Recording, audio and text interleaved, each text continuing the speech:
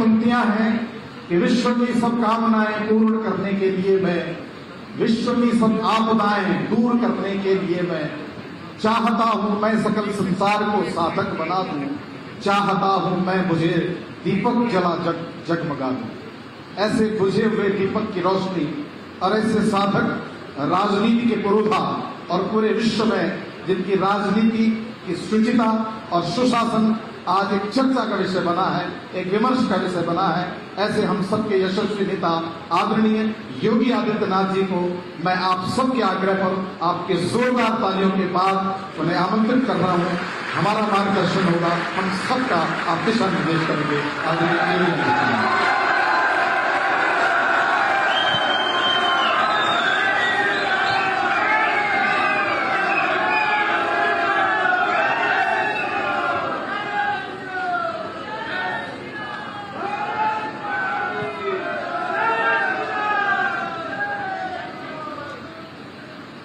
महायोगी गुरु गोरखनाथ महाविद्यालय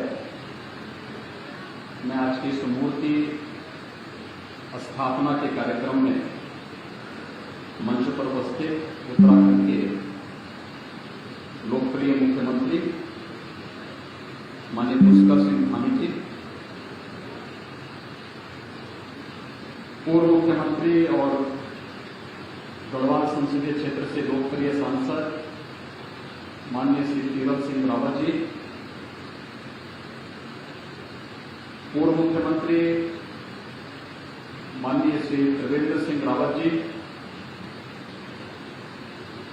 उत्तराखंड सरकार के माननीय मंत्री श्री सतपाल महाराज जी, उत्तराखंड सरकार के शिक्षा और स्वास्थ्य विभाग के मंत्री डॉक्टर धन सिंह रावत जी, यमकेश्वर से लोकप्रिय विधायक श्रीमती रेणु बिष्ट जी, जिला पंचायत के अध्यक्ष श्रीमती शांति देवी जी, पौड़ी से लोकप्रिय विधायक श्री राजकुमार जी,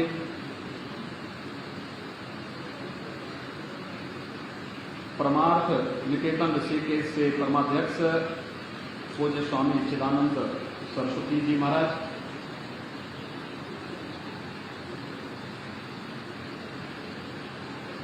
ओपन विश्वविद्यालय के कुलपति डॉक्टर OPS नेगी जी, उच्च शिक्षा के निदेशक डॉक्टर संदीप शर्मा जी, उच्च शिक्षा विभाग से जुड़े हुए सभी अधिकारीगण, महाविद्यालय के प्राचार्य और मंच पर उपस्थित सभी महानुभाव और उपस्थित सभी उत्तराखंड के मेरे भाइयों बहनों, मैं देवभूमि को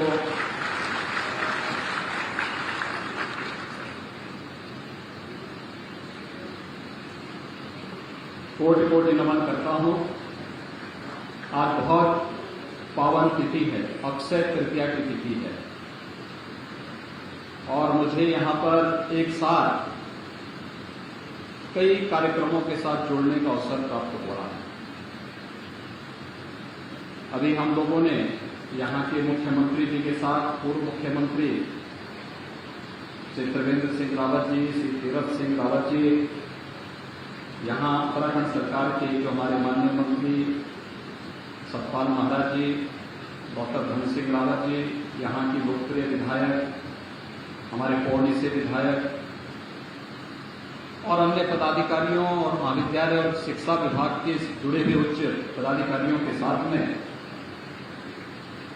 मूर्ति अनावरण का कार्यक्रम संपन्न किया है। ये मूर्ति पूज्य महंत अवैद्यनाथ जी महाराज की मूर्ति है, जिनकी प्रेरणा से यहां पर महाविद्यालय की स्थापना 1997-98 में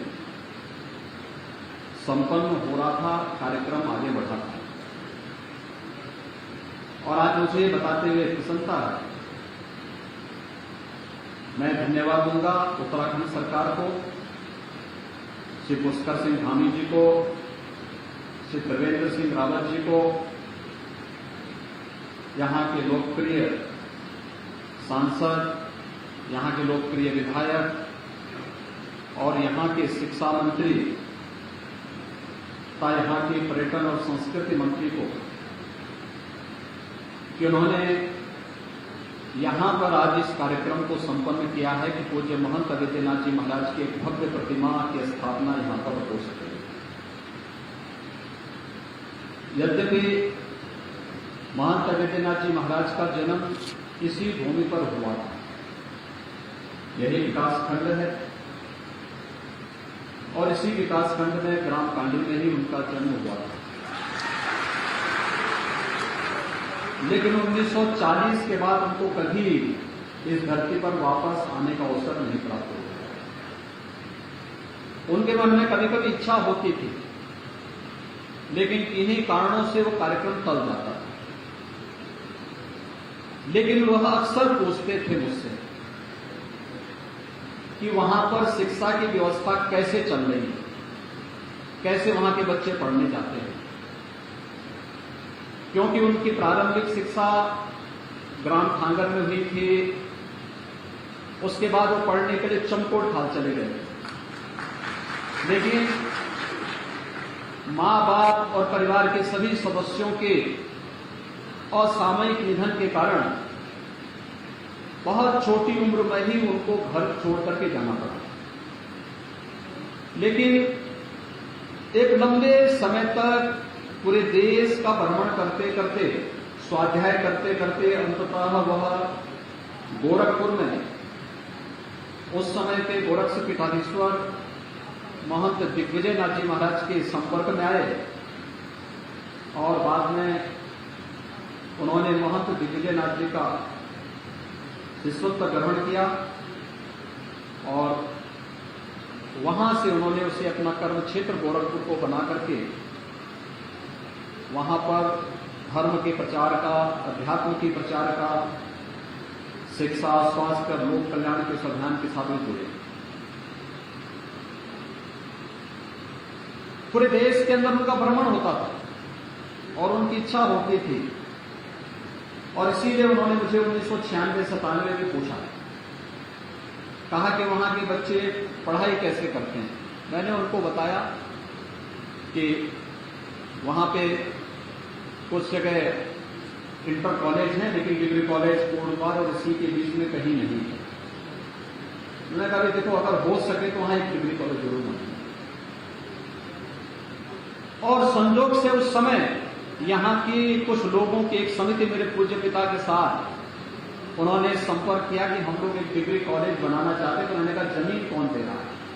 उन्होंने कहा वहां पे जमीन हम लोगों ने ले ली है, तय कर दे, उस जमीन को आप ले लीजिए, हम आपको जमीन दे रहे हैं, आप उस जमीन पे वो जो भी करना है करवा लीजिए।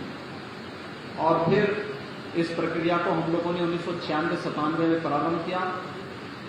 प्रारंभ में केवल यहां पर कुछ क्लासेस प्रारंभ हुई, लेकिन बाद में मैंने उनसे कहा, मैंने परमानेंट मान्यता लेने की व्यवस्था कर दी। उत्तराखंड सरकार में, सरकारों में आवागमन, कभी सरकार आती थी, कभी दूसरी सरकार आती थी, ये कार्यक्रम बाधित होता गया। लेकिन 2005 के बाद यहां पे नियमित कक्षाएं प्रारंभ हुई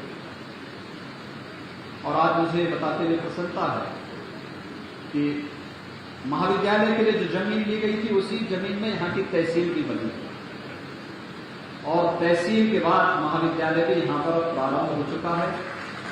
राष्ट्रीय महाविद्यालय के रूप में उत्तराखंड सरकार ने उसे मान्यता दी। पूरी जमीन, पूरी प्रॉपर्टी जो भी महाविद्यालय की थी उत्तराखंड सरकार के पास है। उत्तराखंड सरकार उसको संचालित कर रही है और मैं धन्यवाद दूंगा श्री धामी जी को, डॉक्टर धन सिंह रावत जी को। आज उन्होंने यहां पर न केवल मानविकी से बीए की कक्षाएं जो चलती हैं उसके लिए, बल्कि साइंस के लिए भी यहां पर आज उन्होंने यहां पर घोषणा की है। और मैं विश्वास करूंगा कि अगले सत्र से, जब नया सत्र यहां पर अगली बार प्रारंभ होगा, तो उसमें यहां पर साइंस की कक्षाएं भी इस क्षेत्र के बच्चों को यहीं पर पढ़ने का अवसर यहां पर प्राप्त हो जाएगा। आज पूज्य महंत वैद्यनाथ जी महाराज की मूर्ति का यहां पर स्थापना का कार्यक्रम संपन्न हुआ है। मेरे लिए यह व्यक्तिगत रूप से गौरव की बात है कि मैं अपने पूज्य गुरु को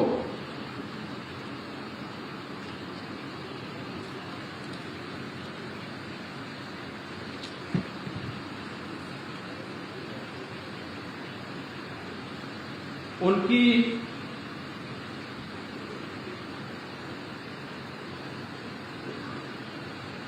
जन्मभूमि पर मैं सम्मान दे पा रहा हूं और मुझे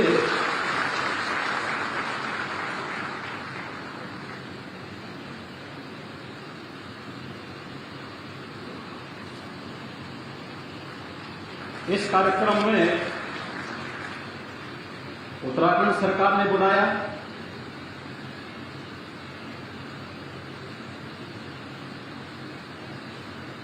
मैं इसके लिए उत्तराखंड सरकार के माननीय मुख्यमंत्री को और उच्च शिक्षा मंत्री को हृदय से धन्यवाद दूंगा।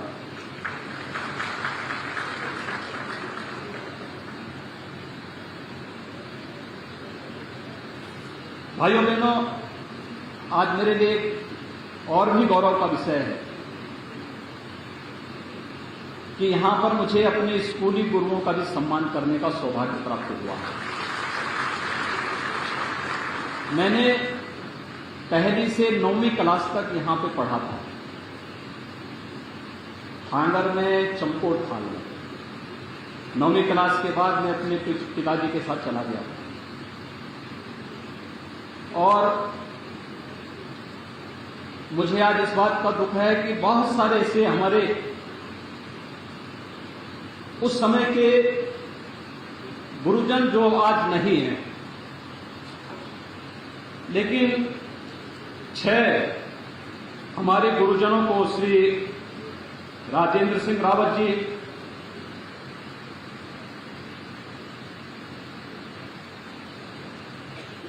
श्री रघुवीर सिंह नेगी जी, श्री राजेंद्र सिंह भंडारी जी, श्री महिमानंद बरबरा जी, सत्य प्रकाश बड़थवाल जी, श्री हरिप्रसाद पुनियाल जी, इन 6 गुरुजनों को यहां पर आज मंच पर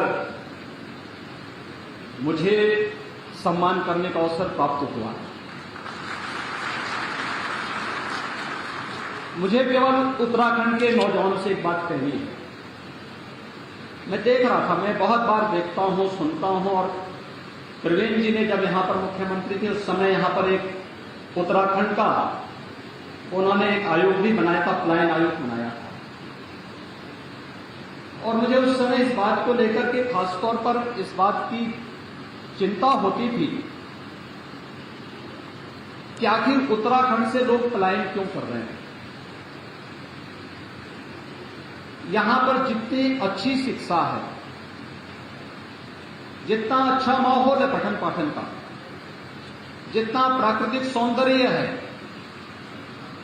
और जितनी संभावनाएं हैं, उन संभावनाओं को हमें आगे बढ़ाना होगा। और मुझे लगता है कि यहां का युवा जहां कहीं जाएगा वो अपनी प्रतिभा का लोहा अवश्य मनवाएगा, लेकिन उसे विश्वास होना चाहिए अपने आप पर। हम लोगों ने भी यहीं पर रहकर पढ़ा है, यहीं पर रह के जाना है, कोई अतिरिक्त व्यवस्था के साथ हम लोग नहीं जिए थे। लेकिन आज जो कुछ भी हम लोग कर रहे हैं, जब अच्छी सरकारें आती हैं तो लोक जीवन में व्यापक परिवर्तन का आधार भी बनती है। आपने देश के अंदर परिवर्तन देखा होगा 2014 के बाद, कैसे पूरा देश आज चलता हुआ दिखाई दे रहा है, कैसे पूरे देश के अंदर एक नई ओज है, एक नया तेज है, लोगों के मन में एक नया उत्साह है। कारण है देश के अंदर प्रधानमंत्री मोदी जी के नेतृत्व में ये देश फिर खड़ा हो चुका है। देश नई अंगड़ाई के साथ आगे बढ़ रहा है और बार बार प्रधानमंत्री मोदी जी जब उत्तराखंड आते हैं, एक बात के लिए आप सबको बार बार कहते हैं कि हमें अपने आप को समझना होगा। उत्तराखंड का पानी भी और उत्तराखंड का जवानी भी पूरे देश के काम आता है। और खासतौर पर मैं जब यहां उत्तराखंड से गया था तब ये उत्तर प्रदेश का ही हिस्सा था। तो मुझे लगता है कि सन 2000 के पहले के जो लोग हैं वे सब भी उत्तर प्रदेश के ही वासी हैं। मूल रूप से जन्म उनका उत्तर प्रदेश में हुआ है। उनका जो मूल सर्टिफिकेट होगा उसमें उत्तर प्रदेश ही लिखा होगा। उसके बाद जिनका जन्म हुआ होगा वे लोग अपने को अपने नाम के आगे उनका उत्तराखंड लिखा जा रहा होगा। लेकिन उत्तर प्रदेश और उत्तराखंड विकास में मिलकर के बहुत अच्छा काम कर सकते हैं और मैं इसके लिए आप सबको हृदय से अभिनंदन करूंगा कि अभी हाल ही में विधानसभा का चुनाव संपन्न हुआ है और आप सबने प्रधानमंत्री मोदी जी के आह्वान पर श्री पुष्कर सिंह धामी जी के नेतृत्व में फिर से भारतीय जनता पार्टी की लोकप्रिय सरकार के गठन में अपना योगदान दिया। भारतीय जनता पार्टी को प्रचंड बहुमत के साथ उत्तराखंड के अंदर सरकार बनवाने में अपना योगदान दिया। आज सरकार यहां पे कार्य कर रही है। मूर्ति यहां पर चुनाव के पहले ही स्थापित हो गई थी, लेकिन समय न मैं दे पा रहा था और न ही कार्यक्रम बन पा रहे थे। कोरोना का भी इस सदी की सबसे बड़ी महामारी से हम लोग उभरे हैं और उस बड़ी महामारी के दौरान आपने देखा होगा बहुत सारे लोगों ने अपने प्रियजनों को खोया है। लेकिन कोरोना प्रबंधन भारत का दुनिया के अंदर सबसे बेहतरीन रहा। प्रधानमंत्री मोदी जी के नेतृत्व में फ्री टेस्ट, फ्री में ट्रीटमेंट,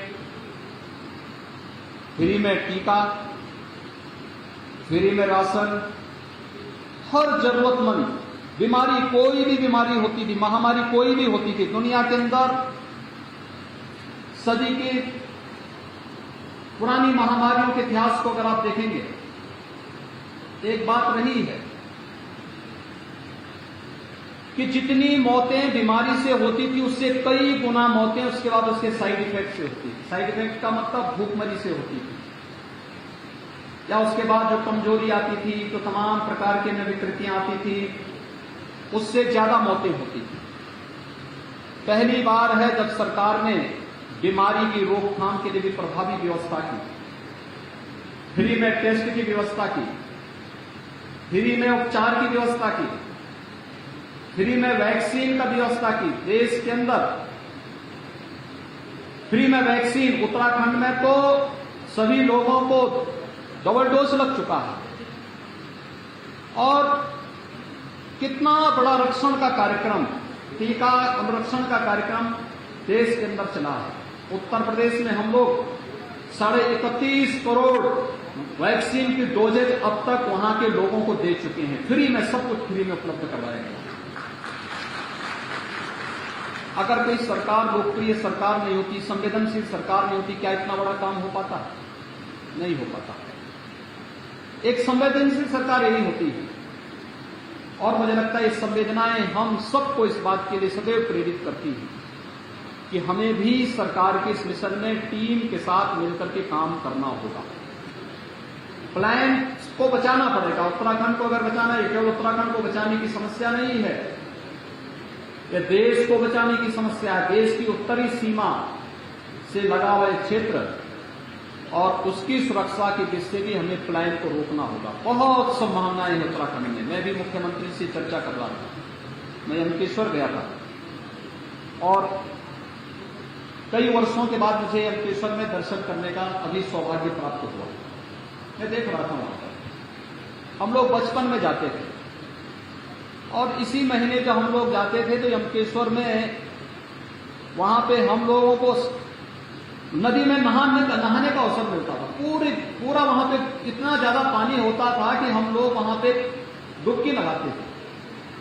लेकिन आज वहां पानी नहीं, मुश्किल से पानी, बहुत हल्का हल्का पानी वहां पर दिखाई दे रहा है। आज यहां पे सभी गधेरे सूख चुके हैं।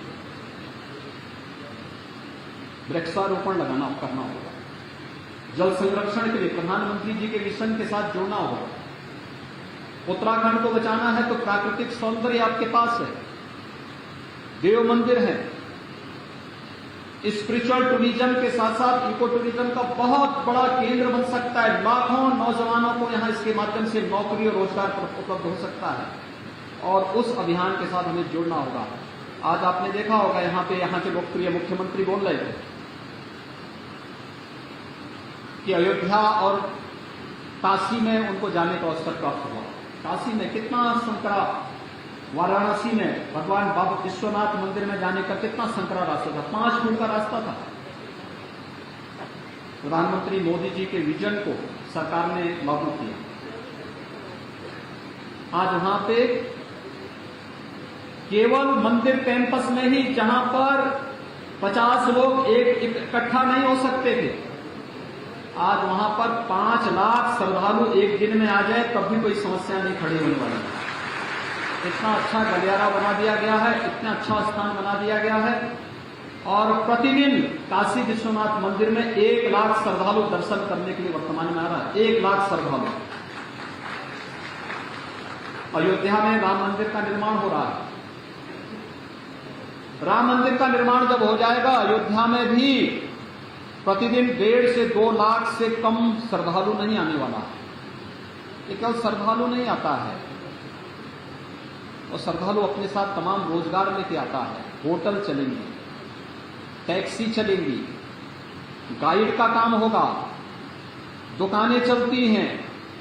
कोई फूल माला की दुकान लगाता है, कोई स्थानीय वस्तुओं की वहां पे मार्केट सजाता है, कोई वहां पर होटल्स का संचालन करेगा, कोई गाइड का काम करेगा, कोई रेस्टोरेंट चलाएगा।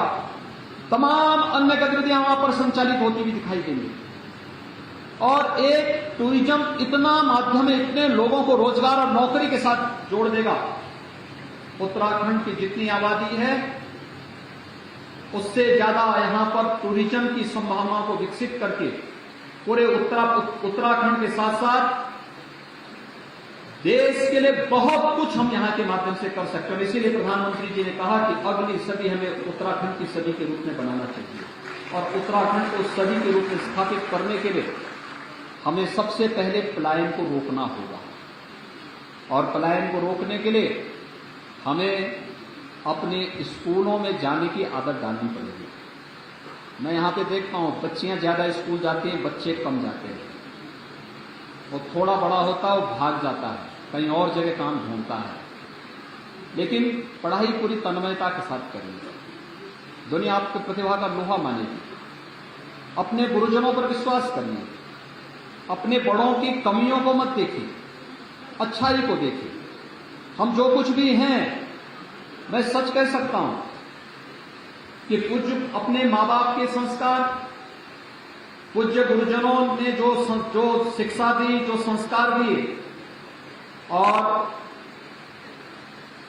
जो कुछ भी हम लोगों ने इसके बाद शिक्षा पूरी हुई तो दीक्षा मुझे गोरखपुर में पूज्य महंत अवैधनाथ जी से प्राप्त हो गई।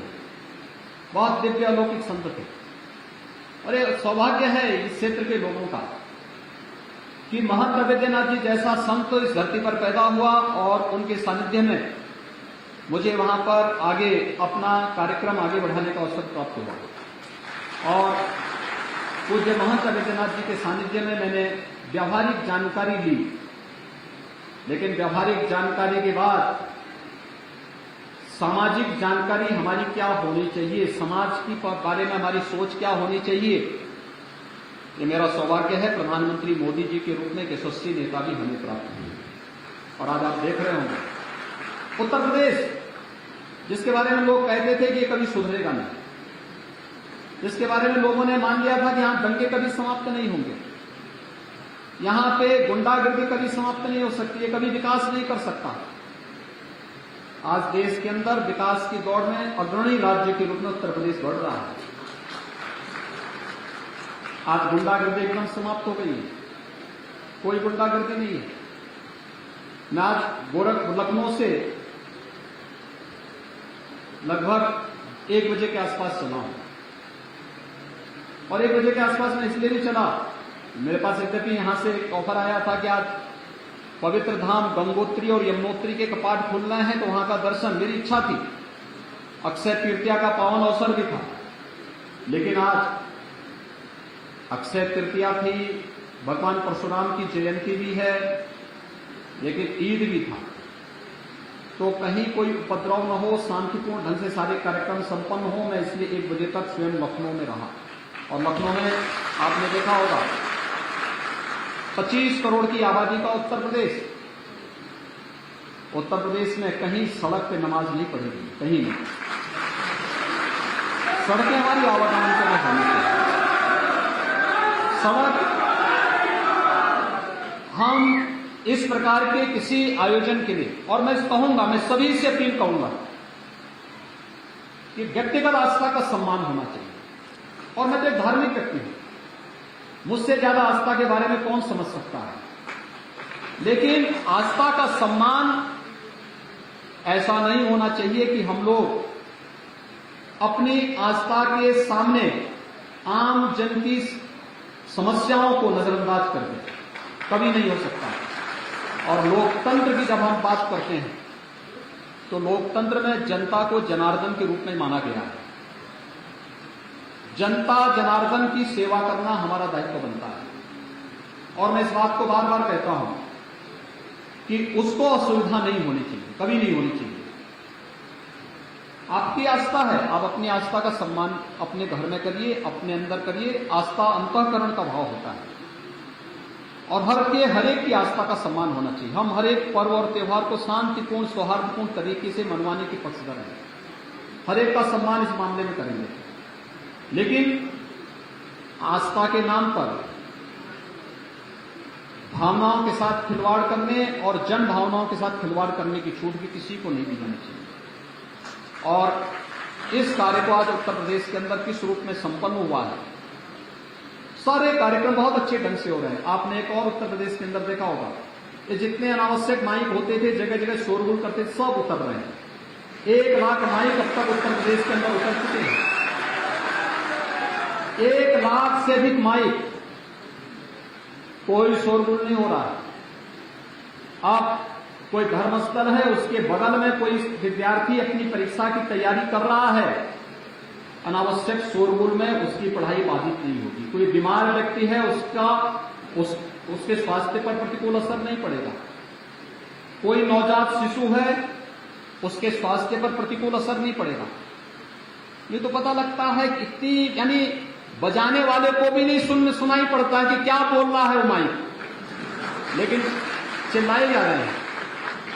आज 1 लाख से अधिक माइक उत्तर प्रदेश के अंदर उतर चुके हैं। कहीं कोई विवाद आप नहीं देख रहे हैं, कोई विवाद नहीं। इसका 2 कार्य है, एक संवाद और दूसरा जो लोग संवाद से नहीं मानेंगे तो उसको कानून से मिलवाएंगे। तो दोनों से हम लोगों ने उत्तर प्रदेश के अंदर अपनाया है, और आज यही कारण है कि लोकतंत्र की इन भावनाओं के साथ साथ विकास की जिस प्रक्रिया के साथ हम आगे बढ़े, प्रधानमंत्री मोदी जी के मार्गदर्शन में, उनके नेतृत्व में तेजी के साथ बढ़ता हुआ यह कार्य है। मैं धन्यवाद दूंगा अपने यहां के उत्तराखंड के मुख्यमंत्री श्री पुष्कर सिंह धामी जी को।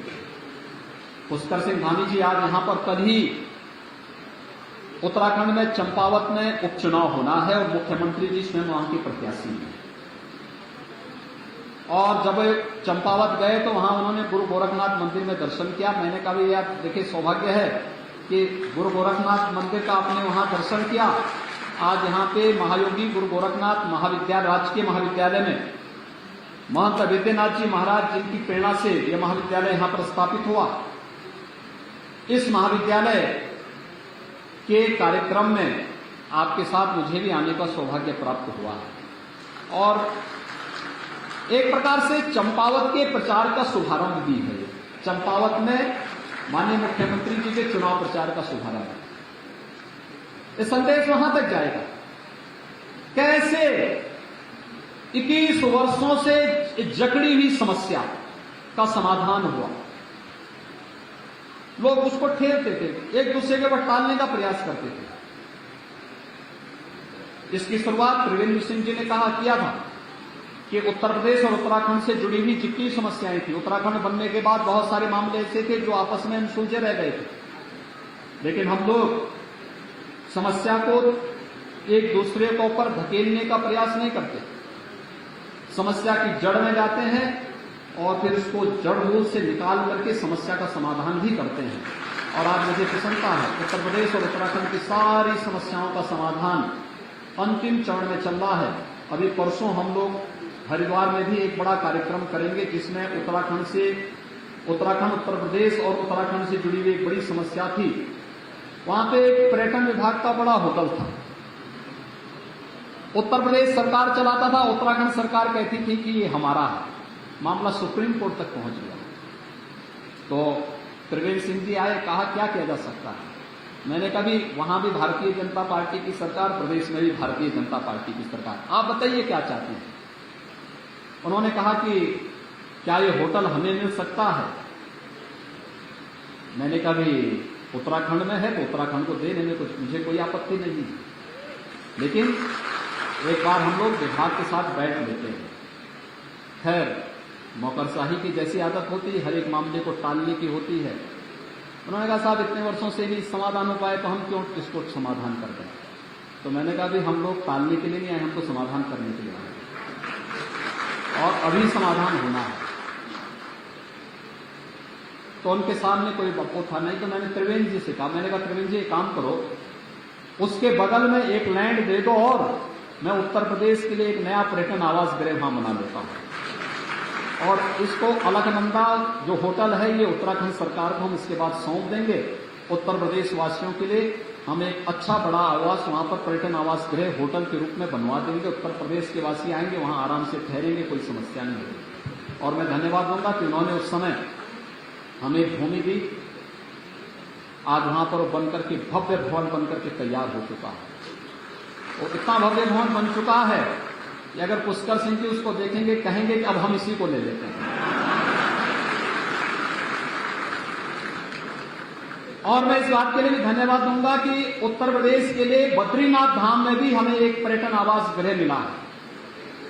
तो उत्तराखंड में जो हमें एक के बदले हमें 2 जगह मिल गए। निर्माण के लिए पैसा हमने उत्तर प्रदेश से दिया है, वो कार्य अलग से वहां पर संपन्न हो रहा है। लेकिन हमने कहा जितनी समस्याएं हैं इन सभी समस्याओं का हम समाधान करेंगे। होता क्या, 2 राज्यों के आपसी झगड़े में इन सभी जमीनों पर भूमाफिया काबिज होते हैं और भूमाफिया उसकी आड़ में फिर उसका दोहन करता है। उत्तर प्रदेश में तो हमने माफियाओं की कमर तोड़ दी है, अब वहां पर लोग सीधे खड़े नहीं हो सकते। और इसलिए हमने कहा कि अब ये जो समस्याएं, इन समस्याओं का भी समाधान हम लोग करेंगे। भाइयों बहनों, मुझे आज यहां आकर के बहुत प्रसन्नता की अनुभूति हुई और खासतौर पर इस बात के लिए कि मुझे अपने आध्यात्मिक गुरु की मूर्ति के अनावरण के कार्यक्रम को भी यहां पर करने का सौभाग्य प्राप्त हुआ है और अपने स्कूली गुरुओं के भी दर्शन करने का सौभाग्य प्राप्त हुआ है। मुझे लगता है कि आप में से ज्यादातर लोगों का दर्शन में लगभग 30-35 वर्षों के बाद कर पा रहा हूं। इतने वर्षों तक नहीं मुझे कभी मुलाकात को, ना मुझे अवसर मिल पाया, ना उन लोगों को अवसर मिल पाया और कभी नहीं अवसर प्राप्त हो पाया कि मैं फिर कभी उनसे मिल सकूं, आ सकूं, या कभी ऐसा अवसर नहीं मिल पाया। मैं एक बार आया था जब चुनाव प्रचार में आया था और उस समय चुनाव प्रचार के दौरान इलेक्शन थे तो स्कूल कॉलेजेस सब बंद हो गए थे। लेकिन आज मेरा सौभाग्य है कि मुझे यहां आने का सौभाग्य प्राप्त हुआ है, आप सबका भी दर्शन करने का सौभाग्य प्राप्त हुआ है। चुनाव के दौरान आप लोगों ने प्रधानमंत्री मोदी जी के नेतृत्व में यहां पर श्री पुष्कर सिंह धामी जी और उनके नेतृत्व में भारतीय जनता पार्टी की सरकार बनाने में योगदान दिया और उसी का प्रतिफल है कि मुझे आने का सौभाग्य प्राप्त हुआ है। अगर सोचे कोई विरोधी सरकार बनी होती तो हम लोग फिर कहां आ पाते थे यहाँ पे। रेणु मिश्र जी अगर यहाँ के विधायक नहीं बनी होती, पुष्कर सिंह जी यहाँ के मुख्यमंत्री नहीं बने होते, भारतीय जनता पार्टी की सरकार नहीं बनी होती, तो कभी भी मुझे फिर अवसर ही नहीं मिल पाता था। क्योंकि फिर तो राज्यों के आपसी द्वंद्व चलते हैं, बहुत सारे ऐसे विवाद होते हैं, इतना समय न मुख्यमंत्री जी के पास होता न मेरे पास होता, हर व्यक्ति अपनी व्यस्तता में रहता है। और आज सतपाल महाराज जी भी हैं। जब पूज्य महंत अवैधनाथ जी महाराज मुझे मिलते थे, कहते थे सतपाल महाराज से कभी मिले, तो मैं उनसे कहता था, सतपाल महाराज जी उस समय कांग्रेस में थे तो मैंने कहा कैसे जानते हैं सतपाल महाराज को? तो उन्होंने कहा कि सतपाल महाराज जी मेरे बहुत प्रिय है। मैंने कहा कैसे? कहा कि एक बार कुंभ में उन्होंने मुझे क्या बाड़ी और हांडो और बाड़ी खिलाया था।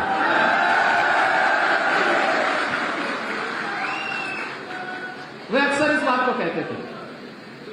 और मैं गोरखपुर में कभी नहीं बना पाया, कभी भी हम लोग वो नहीं कर पाए, लेकिन वे अक्सर मुझे कहते सतपाल महाराज ने मुझे कुंभ में बाड़ी और फांडू और बाड़ी खिलाया।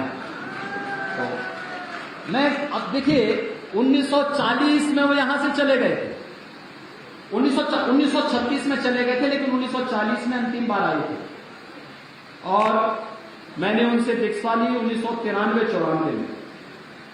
लेकिन जब 1996 के कुंभ में या उसके बाद किसी कुंभ में सतपाल महाराज जी से उनकी मुलाकात हुई, और सतपाल महाराज जी से जब मुलाकात होने के बाद, महाराज जी कहीं भी रहे होंगे लेकिन धार्मिक और आध्यात्मिक रूप से सदैव उनका जुड़ाव रहा है, उनका सानिध्य सदैव मिलता रहा है और हमेशा एक अपनत्व का भाव उनका सदैव बना रहा है। तो अक्सर कहते थे इस बारे में।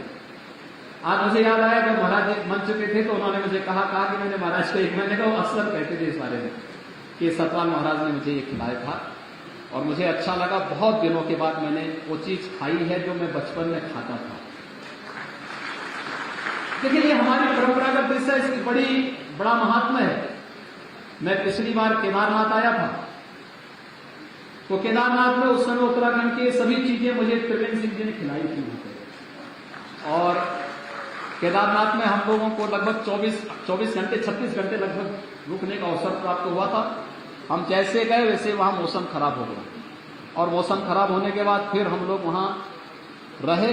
बहुत आनंद रहा उत्तराखंड में, केदारनाथ धाम में, बद्रीनाथ धाम में भी हम लोग गए। बहुत सारी जगह वहां पर हम लोगों ने वहां पर उस समय दर्शन भी किए, पूरा देखा वहां पर। और मैं व्यक्तिगत रूप से यहां पर धन्यवाद दूंगा श्री धन सिंह रावत जी को। डॉक्टर धन सिंह रावत जी का एक बहुत आत्मीयता का भाव सदैव बना रहा। उच्च शिक्षा में पिछली बार भी उन्होंने बहुत अच्छे कदम उठाए थे और सचमुच भारतीय जनता पार्टी के संगठन मंत्री के रूप में उन्होंने यहां काम किया। काम करने के बाद विधायक के रूप में चुने गए, फिर मंत्री के रूप में चुने गए। मुझे हरिद्वार में उनके एक उच्च शिक्षा के कार्यक्रम में आने का अवसर प्राप्त हुआ था। और कैसे हम लोग जमीनी धरातल पर उतर करके अपनी स्कूली शिक्षा को व्यावहारिक स्वरूप कैसे प्रदान कर सकते हैं, यह कार्य उन्होंने अपने पिछले कार्यकाल के दौरान ही प्रारंभ कर दिया था। और आज यहां पर इस महाविद्यालय में आने का मुझे तो काफी दिनों के बाद अवसर प्राप्त हुआ है, लेकिन इस महाविद्यालय के स्वरूप को बनाने में व्यक्तिगत रुचि लेने के लिए यहाँ के प्रधान प्राचार्य, यहाँ के जो आचार्यगण शिक्षकगण हैं, यहाँ के जो अन्य कार्मिक हैं, उनको जो उनका सानिध्य मिलता है, उच्च शिक्षा विभाग के अधिकारियों का सानिध्य प्राप्त होता है, वो अत्यंत अभिनंदनीय है। और इन लोगों की हार्दिक इच्छा थी कि यहाँ पे जब त्रिवेंद्र सिंह जी मुख्यमंत्री थे तो उन्होंने पूज्य महाराज की मूर्ति का यहाँ पर स्थापना के कार्यक्रम का संकल्प लिया था। और मैं देखा सचमुच बहुत भव्य प्रतिमा बनी है, बहुत भव्य प्रतिमा। यही ऐसी प्रतिमा मैंने गोरखपुर में बनाई थी पूज्य महाराज जी की, और मैं देखा सचमुच वही एक जैसी है, कोई अंतर नहीं है। जैसे गोरखपुर में पूज्य महाराज जी की समाधि स्थल में जो मूर्ति है, उसमें इस महाविद्यालय में स्थापित इस मूर्ति में कोई अंतर नहीं है। और मुझे लगता है कि आज सचमुच उनकी आत्मा को शांति मिल रही होगी इस बात की कि वे स्वयं भौतिक रूप से 40 के बाद यहां नहीं आ पाए, क्योंकि इसके बाद लगभग 74 वर्षों तक वे जीवित थे। यानी जब यहां से गए 2014 में उनको ब्रह्मलीन हुए थे। 1940 से 2014 तक मेरी इच्छा थी अंतिम समय में उनको लाने की यहां पर, लेकिन उनका स्वास्थ्य अचानक, जब भी मैं कार्यक्रम बनाता था स्वास्थ्य कुछ खराब होता था। हो सकता है विधाता को इस मंजूर नहीं था और अक्सर स्वास्थ्य उनका खराब होता था। कोटद्वार में तो आए थे, कोटद्वार में जब खंडूरी जी सांसद थे, उन्होंने देवी मंदिर के कार्यक्रम में महंत जी को बुलाया था और वे पूछते थे। देखिए इतनी याद उनको अब भी थी, उस समय भी थी।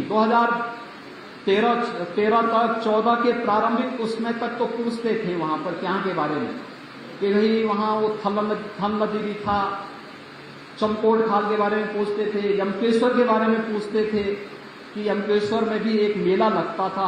कितना पुराना मेला है यमकेश्वर का। महंत अवेद्यनाथ जी महाराज ने 1936 में ये क्षेत्र छोड़ दिया था, लेकिन तब भी उनको याद थी कि यमकेश्वर में मेला लगता था। यानी छोटी छोटी चीजों के बारे में उनको सारी जानकारी थी, और लेकिन उनको आने का अवसर प्राप्त नहीं हुआ, तो भौतिक रूप से नहीं आ पाए। लेकिन आज उनकी प्रतिमा यहां पर इस भव्य रूप में उत्तराखंड सरकार ने स्थापित किया है। मैं इसके लिए उत्तराखंड सरकार को, यहां के माननीय मुख्यमंत्री जी को, डॉक्टर धन सिंह रावत जी को, माननीय सतपाल महाराज जी को और उनके सभी सहयोगियों को मैं हृदय से इसके लिए धन्यवाद दूंगा कि उन्होंने पूज्य महाराज जी को यहां पर सम्मान दिया। और मेरे स्कूली शिक्षकों को, जो मेरे स्कूली गुरुजन थे, उनसे मुझे बहुत दिनों के बाद यहां पर मुलाकात करने का सौभाग्य उन्हें दिया है।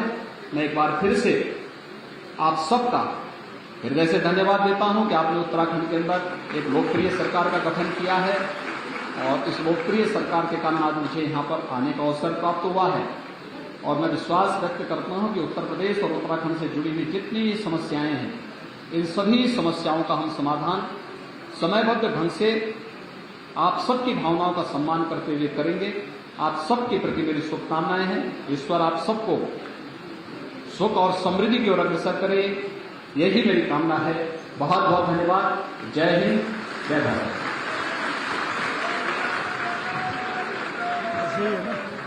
ये सब किसका है? बहुत बहुत धन्यवाद। ये आपका है?